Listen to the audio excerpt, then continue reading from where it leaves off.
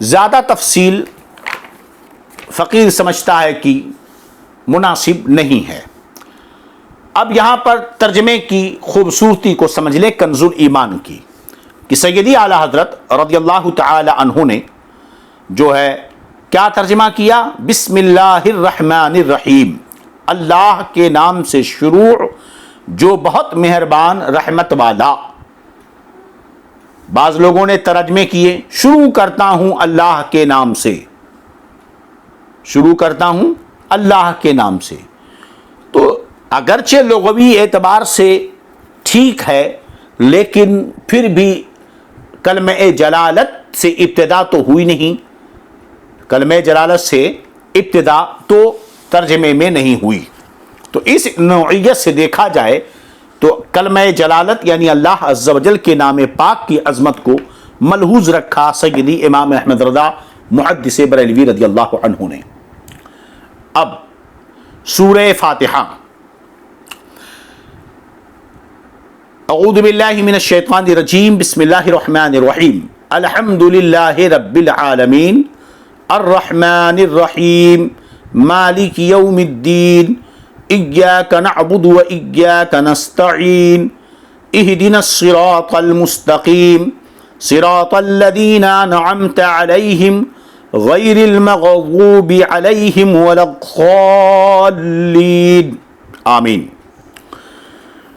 ہم یہاں پر تفسیر کے معاملے میں اعتماد کر رہے ہیں تفسیر مظہری اور اس کے بعد ترجمہ کنز الایمان اور تفسیر خزائن العرفان پر، اور اسی کے حوالے سے گفتگو ہم کریں گے۔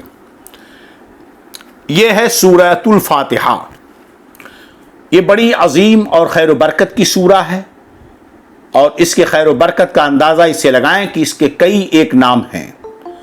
چنانچہ ایک نام ہے سورۃ الفاتحہ، دوسرا نام ہے فاتحۃ الکتاب، تیسرا نام ہے ام القرآن، چوتھا نام ہے سورۃ الکنز، ایک نام ہے سورۃ الکافیہ، ایک نام ہے سورۃ وافیہ، ایک نام ہے سورۃ الشافعہ، ایک نام ہے سورۃ شفا، ایک نام ہے سبع مثانی، اور ایک ہے سورۃ النور، ایک ہے سورہ رقیہ، اور ایک سورۃ الحمد۔ یہاں پر 12 نام ہم نے ذکر کرے۔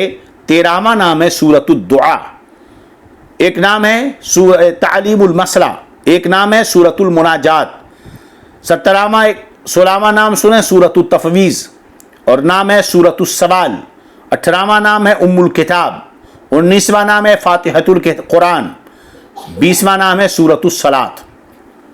اتنے نام ہیں، تو نام کی اسما کی کثرت اس شے کی فضیلت پر دلالت کرتی ہے۔ پتہ چلا کہ یہ سورت قرآن عظیم میں کتنی فضیلت و عظمت کی حامل ہے۔ اس سورہ پاک میں کل 7 آیتیں، 27 کلمے اور 140 حرف ہیں۔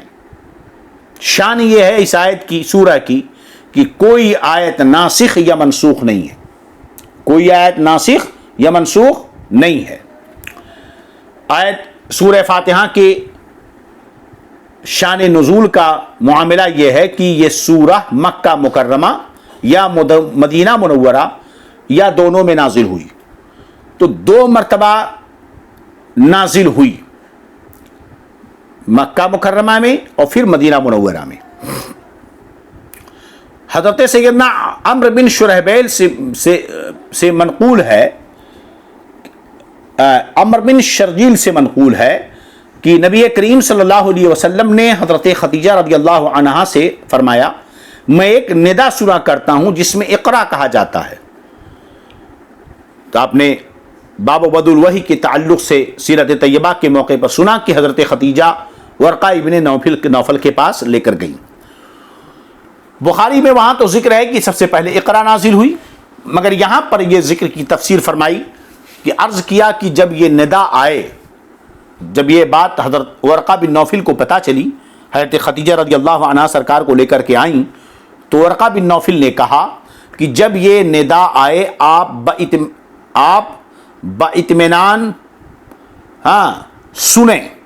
اس کے بعد حضرت جبریل نے حاضر ہو کر بارگاہ میں عرض کیا، فرمائیے پڑھیے آپ بسم اللہ الرحمن الرحیم الحمدللہ رب العالمین. تو اس روایت سے یہ سب معلوم ہوتا ہے کہ قرآن مقدس کے نزول میں سب سے پہلی سورت سورۃ الفاتحہ ہے. مگر بخاری شریف کی وہ روایت جو آپ سن چکے ہیں اس سے اور دیگر روایات سے معلوم ہوتا ہے کہ پہلی سورہ جو نازل ہوئی وہ اقرأ بسم ربک الذی نازل ہوئی ہے. اب یہ تو شان نزول کا پس منظر ہوا. اس سورہ میں آپ غور کریں کہ اللہ تعالیٰ نے تعلیماً بندوں کی زبان میں کلام فرمایا ہے نا، کہ رب تعالیٰ کی حمد کیسے کی جائے. تو رب تبارک و تعالیٰ نے کلام فرمایا کہ بندوں سیکھو کہ میری تعریف کیسے کی جائے. ہماری بساط کیا ہے، طاقت کیا ہے کہ ہم اس کی تعریف کر سکیں. تو اس کی تعریف ایسے ہونی چاہیے جیسا اس کا حق ہے، اور اس کی حقیقت جب کوئی نہیں سمجھ سکتا تو اس کی تعریف کوئی کیا کر سکتا ہے. اس لیے رب تبارک و تعالیٰ نے تعلیم بندوں کی تعلیم کے لیے یہ سورہ نازل فرمائی، اور یہ تعلیم فرمائی کہ بندے اپنے رب کی حمد کیسے بیان کریں. تو یہ ہوا کہ الحمدللہ رب العالمین، سب خوبیاں اللہ کو جو مالک ہے سارے جہان والوں کا، سارے جہان والوں کا. عالمین تمام جہان اس میں داخل ہیں. رب پالنے والا. رب کسے کہتے ہیں؟ رب کے معنی ہوتا ہے مربی، پرورش کرنے والا، جو چھوٹے سے ابتدا سے لے کر چھوٹے سے بڑے تک اس کی تربیت کرے. ذرا پرورش کو دیکھے. رب چاہے تو بچہ پیدا ہو اور فوراً جوان ہو جائے یا فوراً بوڑھا ہو جائے، مگر اس میں رب کے معنی ہی ہوتے ہیں بتدریج پرورش کرنا. تو بچہ پہلے پیدا ہوتا ہے، اس کے جسم میں حرکت نہیں ہوتی، صرف دل دھڑکتا ہے، آنکھوں سے دیکھتا ہے، پھر اس کے نظروں میں پہچاننے کی قوت آتی ہے، پھر کانوں میں سننے کی قوت آ جاتی ہے، پھر اس کے اندر بھوک لگنے کا احساس پیدا ہوتا ہے، پھر اس کی زبان پر ایک جو ہے قوت پیدا ہوتی ہے، پھر اس کے ہاتھوں میں حرکت کی قوت پیدا ہوتی ہے، پھر گرم ٹھنڈے کا احساس پیدا ہوتا ہے. ابتدا میں وہ دودھ پی کر سے چلتا ہے، پھر اس کے بعد موٹی غذا کھانے کی طرف آتا ہے. یہ تدریج دیکھیے، آہستہ آہستہ اس کی ہڈیوں میں، اس کے رگوں میں، ہر چیز میں نشو و نما ہوتی جاتی ہے. مگر آپ دیکھیں تو اس عمر میں جبکہ وہ بالکل بیکار ہے، دل کی دھڑکنیں بہت بہتر ہوتی ہیں اور ایک دم بہتر طریقے پر اس کے دل کی دھڑکنیں اور پورے جسم میں خون کی سپلائی ہوتی ہے. اس کے بعد پھر آہستہ آہستہ بڑا ہوتا ہے، آہستہ آہستہ بڑا ہوتا ہے. ایک بندے کو 18 ایک جوان ہونے کے لیے 15 سال کا عرصہ لگتا ہے. حالانکہ رب قادر ہے کہ ایک سیکنڈ میں کسی کو پیدا کرے، کسی کو زندگی دے اور وہ فوراً 15 سال کا ہو جائے. مگر اس عمر تک پہنچنے کے لیے 15 سال کا عرصہ گزر جاتا ہے. ایک کڑیل ہٹھا کٹا انسان بننے کے لیے 30 سال کے عرصے گزر جاتے ہیں. تو رب کا یہ مطلب ہوا. رب کہتے ہیں بتدریج کسی کی پرورش کرنا. ہر چیز کی وہ بتدریج پرورش کرتا ہے. آپ سوچئے، مگر اس کی پرورش کا انداز اور اس کی عطا کا جو معاملہ ہے بڑا ہی حیرت انگیز ہے.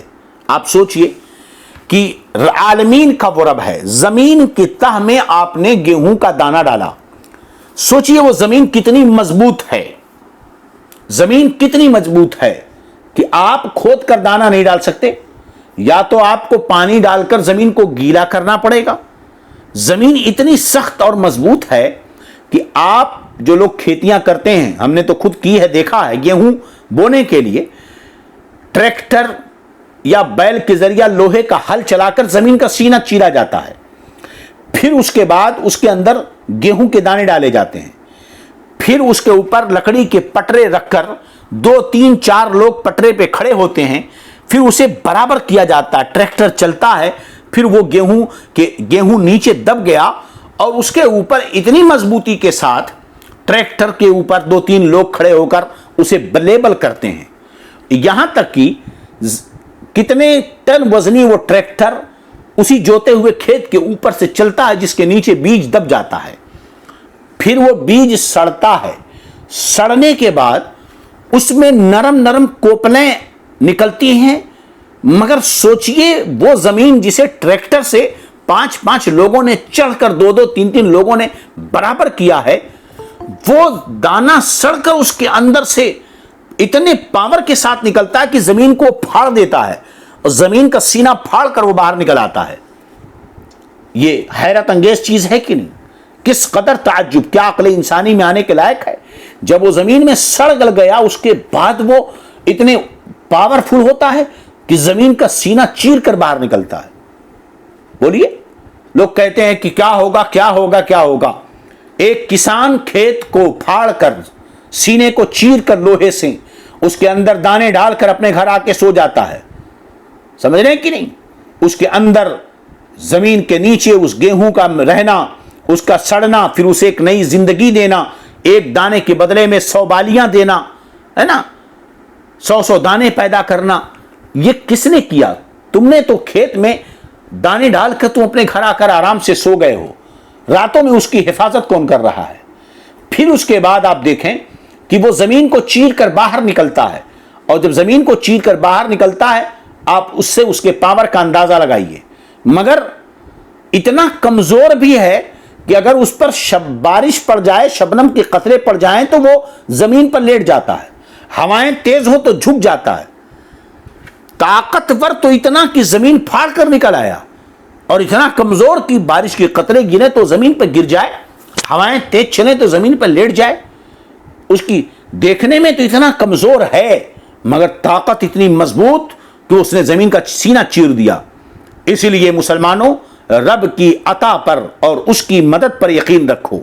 दिखने में तुम कमजोर हो, मगर वो दाना जिसे किसान ने रब के भरोसे, रब के सहारे खेत में बोकर वो चला आया, अब वो रब के अल्लाह रब्बुल इज्जत के, उसके पालने वाले के भरोसे पर है, अब ये उसके सहारे पर है। तो याद रखो, अगर हम अपने रब अज़्ज़ा वजल पर तवक्कुल कामिल कर लें और उसी के भरोसे पर रहें, खास उसके होकर के रहें, खास उसके होकर रहें, तो कायनात में कोई चीज नहीं है जो हमारा कुछ बिगाड़ सके। बात समझ में आ रही है कि नहीं? तो इसलिए रब अल्हम्दुलिल्लाह रब्बिल आलमीन, तमाम सब खूबियां अल्लाह को, जो मालिक सारे जहान वालों का, अर्रहमानिर रहीम, बहुत मेहरबान रहमत वाला, मालिक यौमिद्दीन, रोजे जजा का मालिक, रोजे जजा का मालिक। अल्लाह अकबर।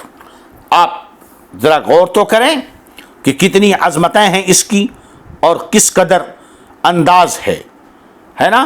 कि आप देखें कि पहले तो इस सूरह फातिहा में अल्लाह ताला की हम्दो सना बयान की गई, रुबूबियत का जिक्र हुआ कि वो रब है, अर्रहमान अर्रहीम, उसकी रहमत का जिक्र किया गया कि वो रहमान और रहीम है, मालिक यौमिद्दीन, इससे मालिकियत कि वो मालिक है सबका, और जब वो मालिक है सारी खूबियाँ उसके लिए, सारे जहान का वही पालने वाला है, सबका वही रब है, वो रहमान है, रहीम है, मालिक यौमिद्दीन, वो बदला देने का मालिक वही है।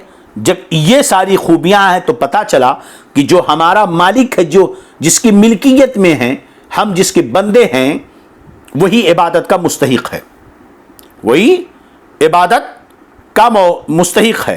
तो अब इस्तेहकाक इबादत, तौफीक खैर, बंदों की हिदायत, तवज्जो इल्लाह, इख्तिसास इबादत, इस्तिआनत का तलब, है ना, तलब व रुश्द आदाब, है ना, ये सारी चीज़ें यहाँ सब हुई कि दुआए, आदाब दुआ यहाँ पर हो गई, सालिहीन के हाल से मुआफ़क़त इस पूरी आयत में बताई गई, और गुमराहों से इज्तिनाब, दुनिया से नफ़रत, ज़िंदगानी का ख़ात्मा, और रोज़े जज़ा, जज़ा और रोज़े जज़ा का यहाँ पर मुकम्मल एक आयत में, सोचिए, महद यानी पैदाइश से लेकर लहद यानी कब्र तक, और रोज़े जज़ा का पूरा बयान हो गया।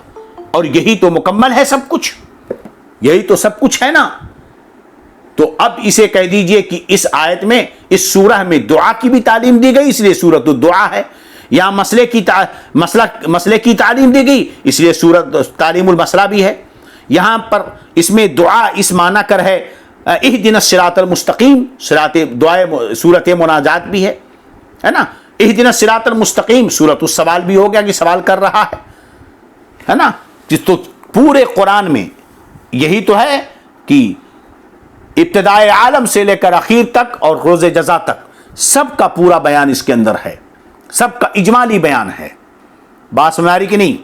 تو اب اتنی باتیں یہاں پر ہم نے ذکر کر دیں.